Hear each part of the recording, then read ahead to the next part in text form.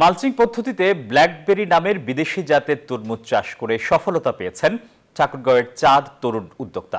উৎপাদন খরচের চেয়ে দ্বিগুণ লাভের স্বপ্ন দেখছেন তারা। তাদের সাফল্য দেখে তরমুজ চাষে আগ্রহ বাড়ছে স্থানীয় কৃষকদের। পরামর্শ দিয়ে সহায়তা করছে কৃষি বিভাগও। বিস্তারিত ঠাকুরগাঁও প্রতিনিধি আব্দুল লতিফ লিটুর প্রতিবেদনে। ঠাকুরগাঁওয়ের পীরগঞ্জ উপজেলার শিমুলবাড়ি গ্রামের উদ্যোক্তা মঞ্জুর আলম, আজিমুল হক, লুৎফর রহমান ও সালাউদ্দিন 4 লাখ টাকা খরচ করে 5.5 একর জমি লিজ নিয়ে চাষাবাদ শুরু করেন ব্ল্যাকবেরি বিদেশি জাতের তরমুজ। মালচিং পদ্ধতিতে উৎপাদিত এই জাতের তরমুজ পরিপক্ক হতে সময় লাগে 50 থেকে 55 দিন। আর একটি তরমুজের ওজন 2 থেকে 4 কেজি পর্যন্ত হয়ে থাকে। এসব তরমুজ স্থানীয় বাজারের চাহিদা মিটিয়ে চলে যায় দেশের বিভিন্ন অঞ্চলে। তরমুজ বিক্রি করে প্রায় 7 থেকে 8 লাখ টাকা লাভের আশা করছেন উদ্যোক্তারা।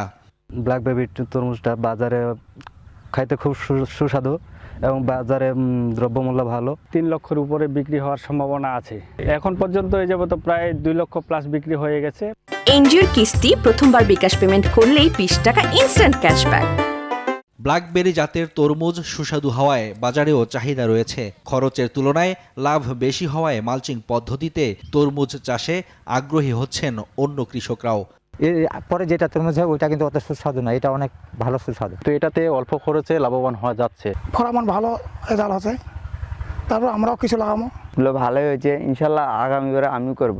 এই জাতের তরমুজ চাষে কৃষকদের আগ্রহ বাড়াতে কারিগরি সহায়তার পাশাপাশি পরামর্শ দিয়ে পাশে থাকছে কৃষি বিভাগ। চাষ করার ক্ষেত্রে কৃষকদেরকে আমরা কৃষি সম্প্রসারণ অধিদপ্তরের পক্ষ থেকে প্রতিনিয়তই তাদেরকে কারিগরি বিষয়ে পরামর্শ প্রদান করে যাচ্ছি। বিশেষ করে সেগুলো সেচ, সার ব্যবস্থাপনা, রোগ পোকার ব্যবস্থাপনার বিষয়ে। কৃষি বিভাগের তথ্য মতে 2021 সালে ঠাকুরগাঁও জেলায় মাত্র 3 হেক্টর জমিতে চাষাবাদ হয়েছিল ব্ল্যাকবেরি জাতের তরমুজ। 2024 সালে তা বৃদ্ধি পেয়ে দাঁড়ায় 22 হেক্টরে। 3 বছরের ব্যবধানে বেড়েছে প্রায় 7 গুণ। Desk report, news 24।